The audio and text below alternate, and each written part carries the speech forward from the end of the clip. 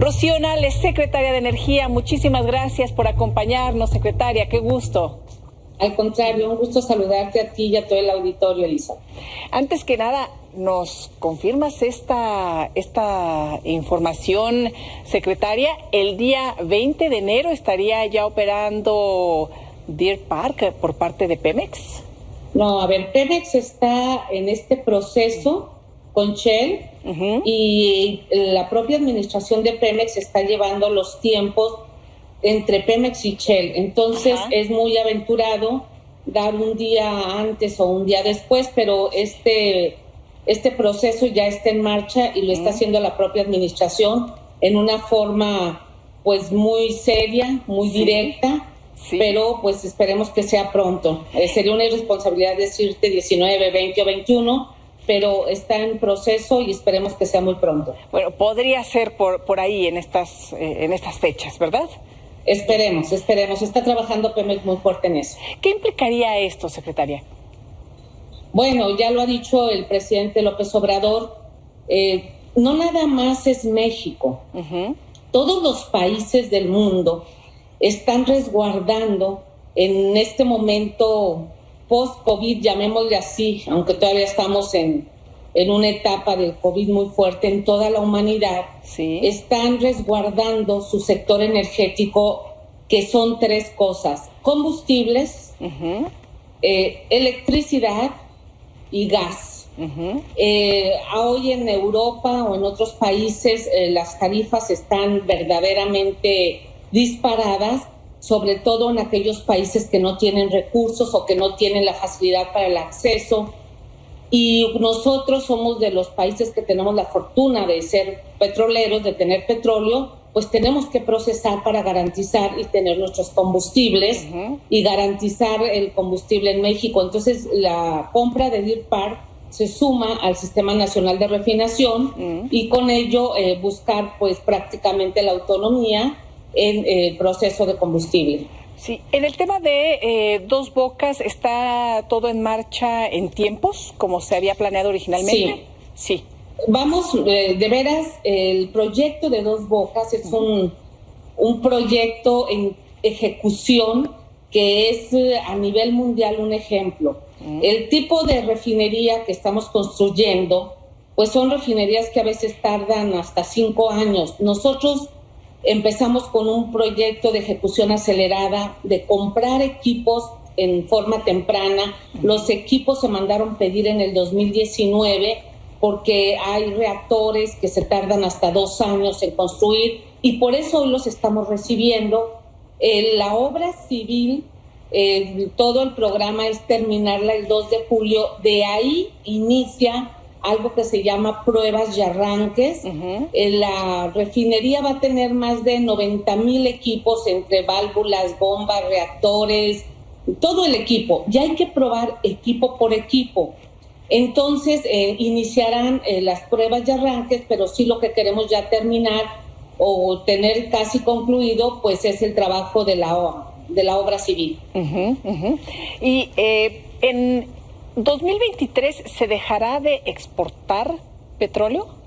Sí, el programa que nosotros tenemos es para octubre del 2023, que la planta coquizadora de Tula nos va a ayudar muchísimo para que el combustóleo se aproveche y generar y producir más gasolina. Dos Bocas ya esté en funciones.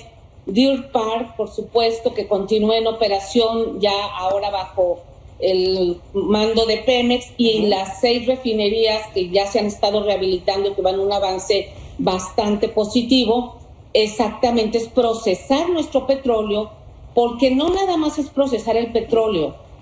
También hoy en día, desde hace años, destinamos muchos recursos para importar gasolinas. Esos recursos, en lugar de mandarlos al exterior, pues se van a aprovechar y van a quedar aquí y va a ser venta de Pemex y es venta pues de combustible y de gasolina. Sí, y si se deja de exportar, ¿con qué se piensa sustituir la entrada de divisas, secretaria? Exactamente, fíjate lo que te estoy comentando.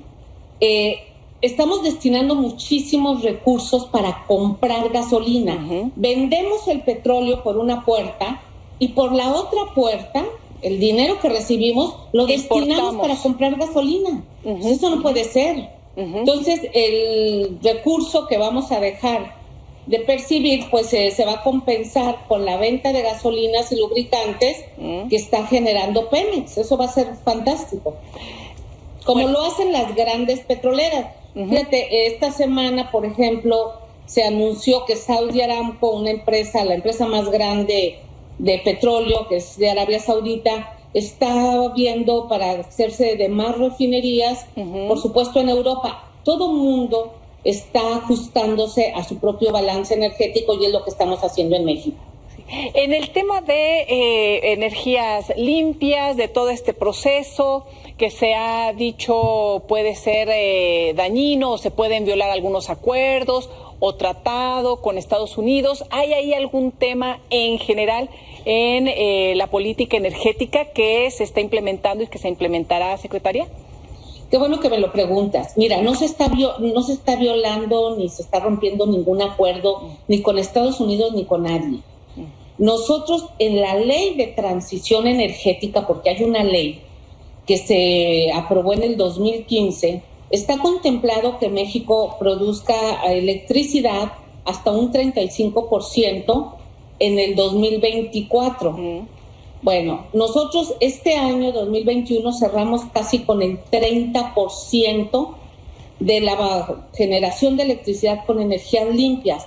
La CFE está trabajando en repotenciar todas sus hidroeléctricas y ponernos a trabajar en un mayor despacho, y estamos preparados incluso para el 35% o sobrepasar. Al mismo tiempo que hay plantas de energía eólica o solares, y esto lo comento porque lo dicen mucho, pero es energía intermitente, que trabaja nada más ciertas horas al día. Y la energía hidráulica, nuclear, geotermia, que produce CFE también, esa es una energía constante, más firme. Entonces se ha hecho el programa, la proyección, se publica cada 30 de mayo algo que se llama PRODECEN, se publica en la página de CENER porque nos lo mandata la ley, que es el programa de desarrollo del Sistema Eléctrico Nacional para el siguiente año y proyecciones hasta 10 años más. Entonces nosotros estamos con una proyección adecuada y vamos a cumplir, y estamos caminando como todo el mundo, como todo el mundo. Transición, la propia palabra lo dice, transitar, es ir caminando hacia allá, pero no nos podemos desconectar, ni nosotros ni nadie en el mundo. Sí, hay temas muy interesantes, por supuesto. Lo que nos comenta, secretaria, entonces vamos en paralelo con todo tipo de energías, además con estos proyectos para no importar gasolina, lo que hablamos al inicio, y viene un tema muy interesante que es toda la reforma propuesta en el Congreso. La tendrán que ver senadores, diputados, y ha comentado que es muy importante que la Comisión Federal de Electricidad deje de ser una empresa productiva, allá ser un organismo directamente del Estado, y bueno, eso garantizaría muchas cosas para los mexicanos, para las mexicanas. Aquí el tema es que ya existían algunos contratos. También lo ha comentado que ha hablado usted personalmente con las empresas privadas que tenían contratos que se hicieron en el sexenio anterior y eran muy ventajosos para estas empresas. Y pues bueno, ahora, ¿qué va a pasar después de estas pláticas que ha tenido, después de que se han amparado, han seguido y han continuado en contacto, secretaria?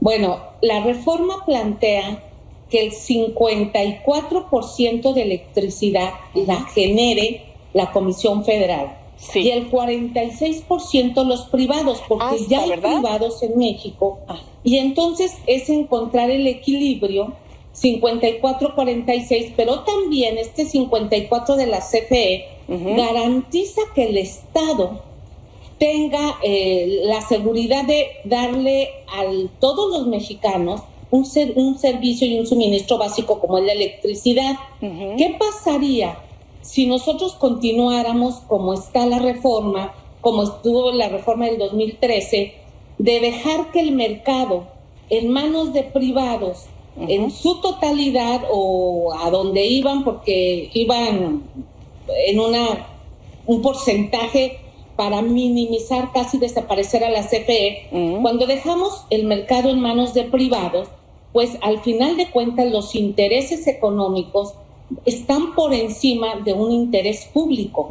Y este gobierno, presidente López Obrador, dijo, aquí es primero el interés público. Y sobre los contratos, en ese 46% van a participar los privados que ya están en México, que ya están en el sector.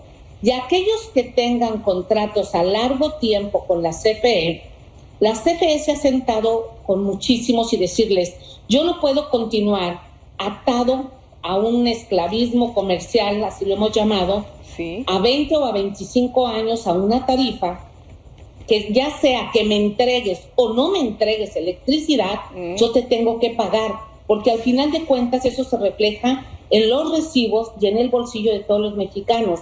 Eso es lo que va a cambiar, pero sin embargo cambia y no es de que te vas o cierras tu planta generadora. Quédate participando en el 46% que se te está dejando en la ley en un mercado justo y equitativo. Participa en un mercado pues con las mismas bases que todos los demás. Y es hasta un 46%, hasta, ¿verdad? Un 46%. ¿Qué determina ese hasta, secretaria? Bueno, que puedan ellos generar el 46% cada día. ¿A qué voy? Voy a poner un ejemplo. El año pasado, hace un año exactamente, hubo un suceso en México, que ya nos tocó a nosotros, de un frente frío, y cuando viene ese frente frío, cortan el gas en Estados Unidos, 22 plantas privadas se salen del mercado en menos de 8 horas y dejan a la CFE sola. ¿Qué hizo la CFE? La CFE se quedó en ese momento con el 100%. Después de esa crisis empezaron a entrar nuevamente estas empresas al despacho y empezaron a ocupar su propio lugar. Entonces, el hasta 46%, ese es su máximo. Y si lo pueden tener todos los días, pues bueno, va a ser su 46% con precios competitivos, que yo veo que no haya problema en eso. Y creo que estoy segura, esta es una reforma muy, muy positiva para 126 millones de mexicanos. Secretaria, al final del día, pues fue una negociación que hizo el gobierno, las empresas privadas, conforme a derecho, siguiendo todas las negociaciones, firmó con el gobierno anterior y pues ¿no hay ahí algún tipo de investigación hacia los servidores públicos que pues hayan realizado este tipo de negociaciones tan ventajosas para los privados? Porque al final del día, pues ellos negociaron con la autoridad. Sí, la Comisión Federal de Electricidad ha puesto denuncias y le están dando cauce a ello. Lo está viendo el jurídico y eso es por un lado. Y lo otro también es muy importante, y qué bueno que me lo preguntas, Elisa. Cuando un empresario entra a una negociación, a un negocio, siempre tiene en cuenta el riesgo. Cuando entran a un negocio donde hay corrupción, donde están sometiendo a una empresa del Estado, porque eso fue lo que pasó, pues tienen que considerar que el riesgo era grande, porque eso no puede continuar cuando las cosas no son del todo correctas. Entonces ahí hay un riesgo que luego en lo que participaron. Sin embargo, estamos diciendo, te quedas en el 46% y sobre servidores públicos, pues la CFE está haciendo lo propio. Ese 46% sigue siendo un muy buen negocio, de tal manera que no se corre el riesgo de fuga de capitales. Mira, ese 46% equivale a toda la electricidad que consume Argentina. Imagínate la capacidad. En México pues consumimos muchísimo, producimos o generamos y consumimos mucha electricidad. Entonces se les está quedando a los privados pues un mercado bastante benévolo.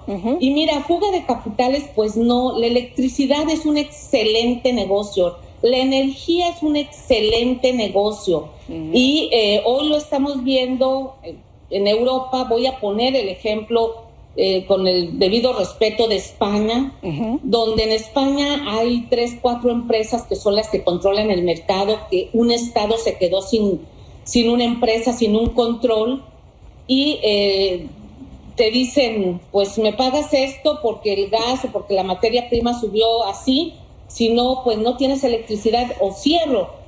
No están diciendo me voy, no están diciendo yo ya no voy a estar aquí. Es un gran negocio la energía, y pues nadie se va a ir así de fácil, nadie se va a ir. Y las inversiones, este gobierno ha estado haciendo grandes inversiones en electricidad y en combustibles como no se había hecho en hace muchos años. Se había dejado este sector para que los privados hicieran las inversiones y se quedaran con el gran negocio. Hoy el Estado está diciendo, invierto, voy a tener ganancias con negocio, pero además vamos a darle el servicio a los mexicanos, vamos a garantizar tarifas o precios justos como lo estamos haciendo hoy en el gobierno del presidente López Obrador.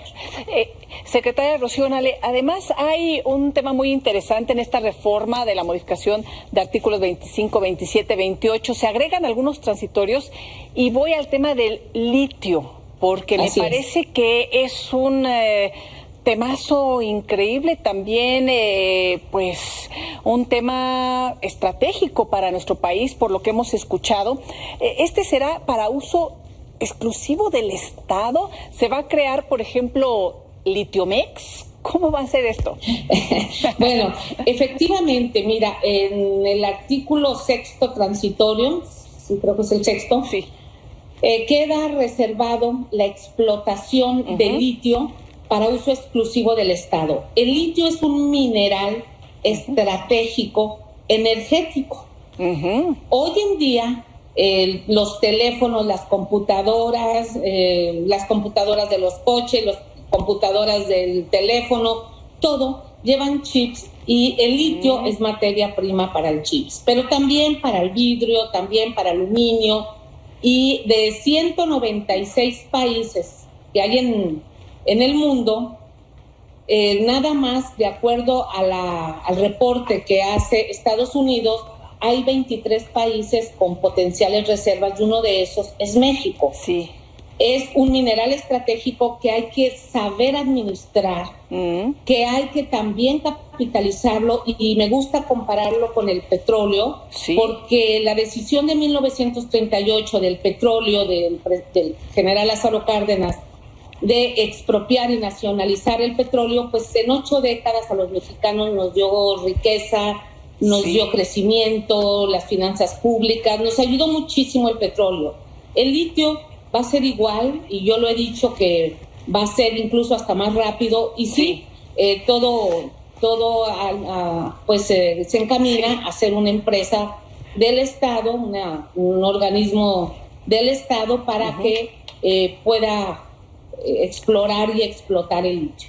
Bueno, y además que no se preste para que llegue ahí, o no sé si ya está, secretaria, el crimen organizado, porque luego en donde hay estos minerales o estos elementos estratégicos que además impactan directamente hasta la soberanía de un país, o que se utilicen en temas tan delicados. Lo que comentaba ahorita, me acordé de la película esta de Dune, la de Dune, ¿no? Un elemento tan preciado. Pues ahí cae el crimen facilísimo, en el tema de las mineras, en el tema de huachicol, en el tema, no se diga, en el tema en cultivos, la riqueza también que hay en algunas zonas, en Guerrero, y bueno, ya sabemos que ahí caen. Tenemos ese problema hoy en día. Es una deformación que hemos tenido a lo largo de los años, pues de inseguridad y del tema, que este gobierno también está atendiendo. Qué bueno que lo comentas. Con lo primero que nos topamos en diciembre del 2018 fue cuando observamos la cantidad de huachicol terrible que había en México y que el presidente dio la instrucción, a ver, tenemos este problema y tenemos que enfrentarlo, y cada día el ejército mexicano, petróleos mexicanos, la seguridad pública, cada día se trabaja pues en eliminar el huachicol. Bajó un 95% aproximadamente ilícito, y todos los días se trabaja y se tiene que trabajar sobre eso, y sobre todo regresar el Estado de Derecho que debe de tener nuestro país, y ese es en otro sector muy importante que está trabajando el gobierno del presidente López Obrador. Ya existían empresas con concesiones para el tema del litio, me parece que las están evaluando y una de ellas cumplía con algunas características. ¿Qué va a pasar ahí? ¿Se queda esta concesión? ¿Se van todas? ¿Se está analizando? ¿Cómo va a ser la transición? Bueno, la Secretaría de Economía en su reporte tenía solamente identificado una empresa que es la que ya estaba explotando o explorando, más bien dicho, explorando litio, y en el propio artículo de la ley se queda a salvo esa concesión que se dio por los años que se otorgó, y es una sola empresa. La Secretaría de Economía, que es la encargada de ver minas, pues tiene que hacer la propia evaluación, pero sí va implícita en la ley, y esto también te habla de que este gobierno, un gobierno serio, no nada más es decir, bueno, se van todos, a ver, esta es la concesión, están explotando, ¿cómo le vamos a hacer? ¿Cómo vas en tu trabajo? Y nada más es una empresa la que tenemos registrada. Sí. Vienen tiempos muy interesantes, secretaria. Muchas gracias por esta explicación, que es como un primer acercamiento, sobre todo para nuestra audiencia que no estaba enterada a detalle de todo ello. Ojalá podamos seguir comentando y platicando más, también conforme se desarrollen algunas decisiones importantes ahora en el legislativo. Y sobre eso quería preguntarle, ¿la reforma se tendrá que discutir? Decían en fechas por ahí ahora sí que como la canción, para abril o para mayo. Bueno, el propio legislativo ya tiene su programa y su plan para ir haciendo foros. Nos interesa mucho que la ciudadanía, que toda la gente se entere qué es esta reforma, cómo nos conviene a los mexicanos, y que el pueblo opine con sus representantes, porque al final de cuentas la Cámara de Diputados tiene 300 representantes que fueron electos por la ciudadanía, el Senado de la República de igual manera. Entonces, que cada diputado, cada representante pues informe a sus representados, y que este tema nos involucre a todos los mexicanos, lo hagamos en conjunto, y que esto se pueda llevar de la manera pues más abierta, más transparente, y sin duda pues ese es en el terreno legislativo quienes tendrán que ir avanzando en el tema. Yo soy respetuosa, es otro poder. El presidente, a través de la representación del Ejecutivo, es el que hace la propuesta legislativa, ya a ellos les corresponde pues su debida aprobación. Sí, aunque también por parte del Ejecutivo me parece que hay un diálogo incluso con las distintas partes. Hemos informado aquí que, por ejemplo, el Partido Acción Nacional se ha reunido con el secretario de Gobernación, Adán Augusto López. Usted se reunirá, bueno, tú te reunirás, sí, secretaria, con algunos miembros de otros partidos, por ejemplo, Movimiento Ciudadano o a lo mejor el PRI. ¿Serás una interlocutora también en este tema? Sí, por supuesto, vamos a hablar con todos. Lo está haciendo Gobernación y Energía, que es el sector que corresponde. Estamos perfectamente coordinados y vamos a hablar con todos los que lo soliciten, o los que no lo soliciten. Debemos de tener el acercamiento y el diálogo, porque esta es una reforma de todos los mexicanos.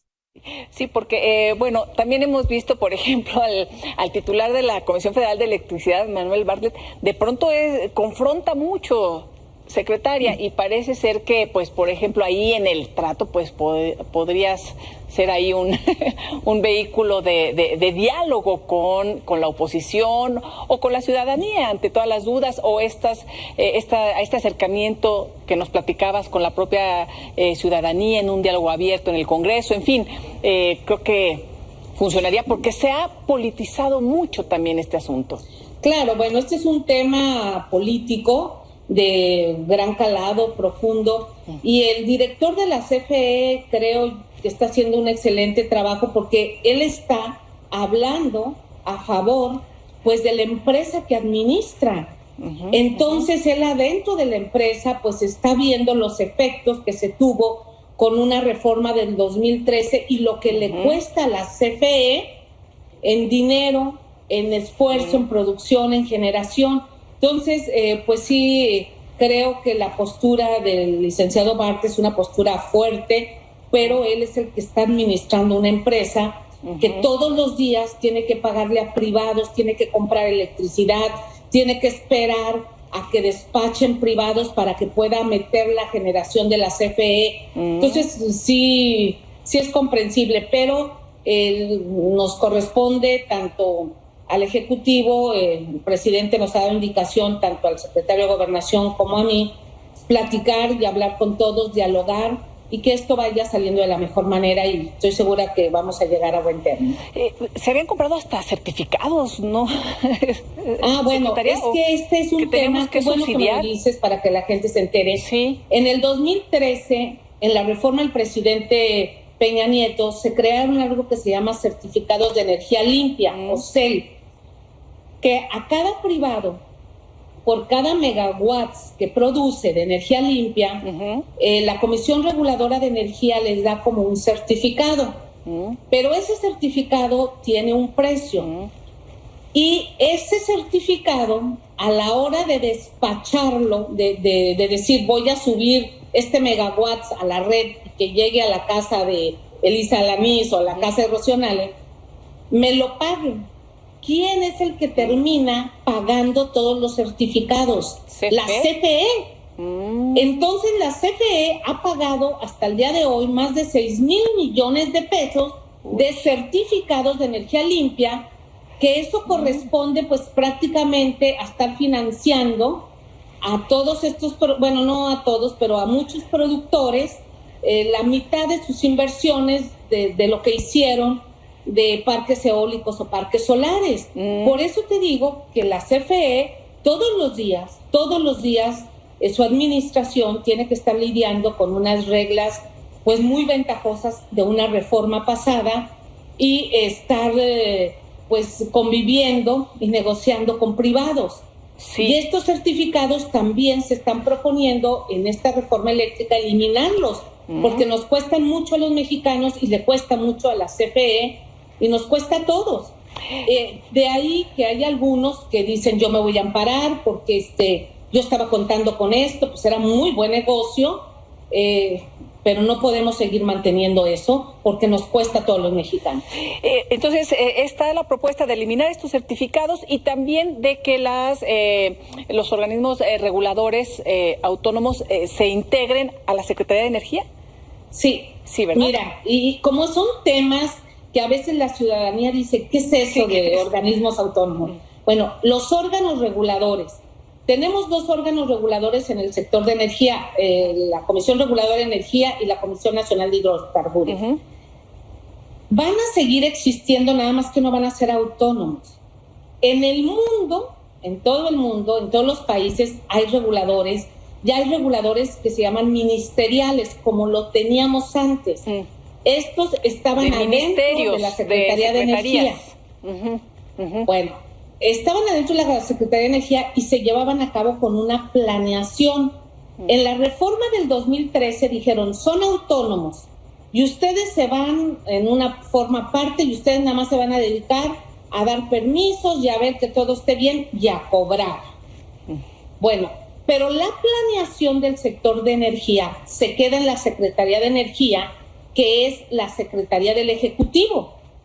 Y cuando hay una autonomía, ¿qué fue lo que pasó? Empezaron a dar permisos, pero muchísimos, sin ver la planeación del sistema. Cuando nosotros llegamos, yo dije, a ver, ¿qué es esto?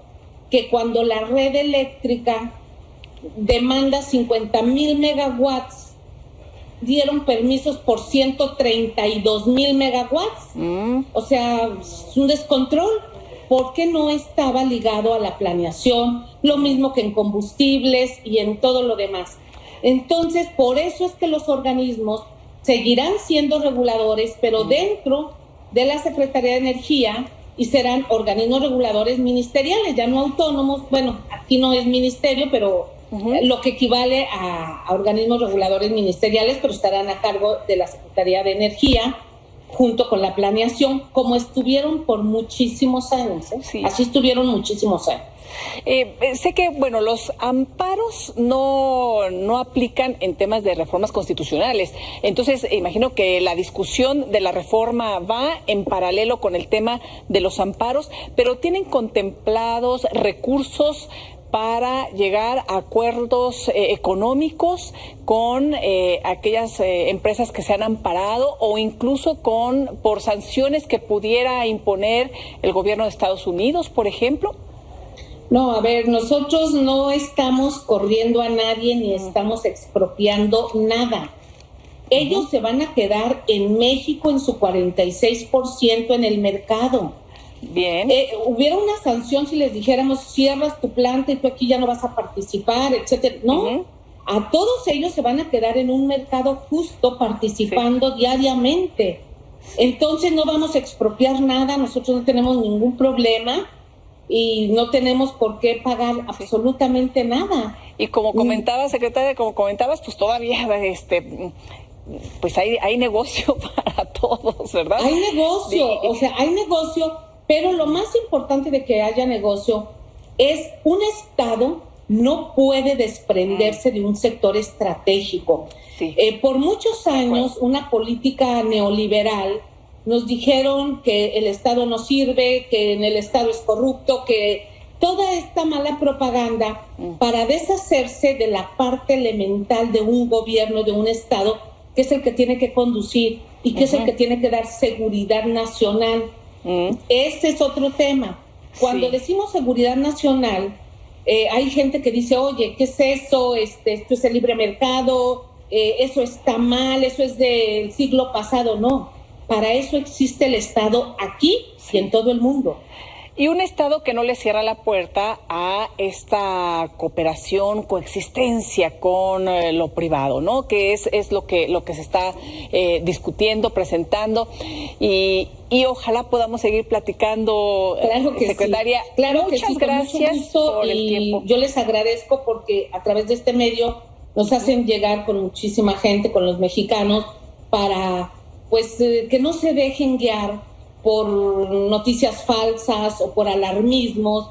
Lo que está haciendo el presidente López Obrador con esta reforma es garantizarle a los mexicanos un suministro básico asequible para todos, no nada más para un estrato. Esto es para todos y vamos a seguir trabajando y esperemos que camine bien el tema en el legislativo. Estoy segura que así será. Rocío Nale, secretaria de Energía, muchísimas gracias por acompañarnos esta noche. Al contrario, Elsa, un gusto saludarte. Igualmente, buenas noches.